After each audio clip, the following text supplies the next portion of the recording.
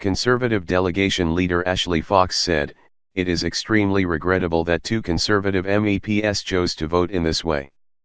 They left the party no choice but to act." Brexit Secretary David Davis has now written to Labour leader Jeremy Corbyn urging him to remove the whip from 18 Labour MEPs who also backed the European Parliament's controversial vote.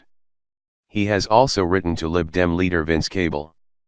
In his letter to Corbyn, Davis states, "This non-binding vote by the European Parliament sends a signal about the importance each side attaches to agreeing a future partnership. The Conservative Party therefore instructed our MEPs to vote against the motion and in favour of the UK's national interest, and have removed the whip from those who refuse to do so. While I would not expect opposition political parties to agree with us all the time about the end state we seek, it is a self-evident part of the national interest to support a discussion about our future relationship with Europe. So I was disappointed that 18 Labour MEPs voted against moving the negotiations onto the next stage. Will you follow suit and take action against the MEPs from your party who voted against the best future for the UK and the EU, or is this the official position of the Labour Party?" The whip was removed following consultation between European Parliament Chief Whip Dan Dalton and Downing Street. It comes after the two Conservative MEPs backed a resolution in the European Parliament last Tuesday that would stop Brexit talks moving on to trade discussions. Although the vote is advisory, support for the resolution seeks to delay progress despite signs of renewed momentum in the wake of the Prime Minister's Florence speech. The resolution calls for trade talks not to begin until Britain makes major concessions over Northern Ireland, the divorce bill and the European Court of Justice, ECJ.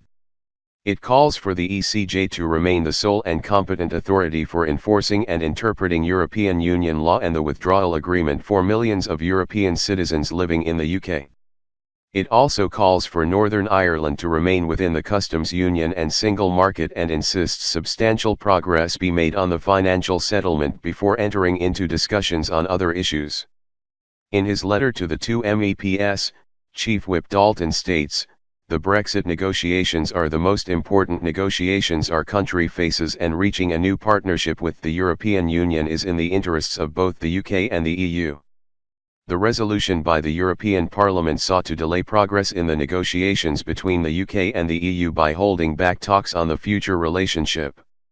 It also proposed that one part of the UK, Northern Ireland, could remain in the single market and customs union, while the rest of the UK departs, which is not acceptable. Given the seriousness of this issue, and your failure to discuss your intention to vote against the agreed position of the Conservative delegation in advance, I am therefore writing to inform you that I am suspending the Conservative whip from you until further notice.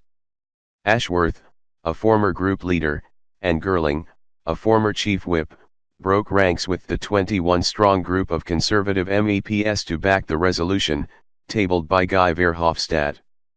They were joined by 18 of Labour's 20 Euro MEPs, the only Lib Dem, Plaid Cymru and Sinn Féin MEPs, and one of the Greens' 2 Brussels parliamentarians. A government source said the suspension had been backed by Downing Street because the MEPs had defied the whip and had behaved totally irresponsibly. He said, "Regardless of how you voted in the referendum, it is surely in everyone's interests, both in Britain and in Europe, that talks can progress on trade and our future relationship. The Parliament vote is advisory but will give a boost to those in Brussels hoping to delay progress on Brexit negotiations." It was passed by 557 votes to 92, with 29 abstentions.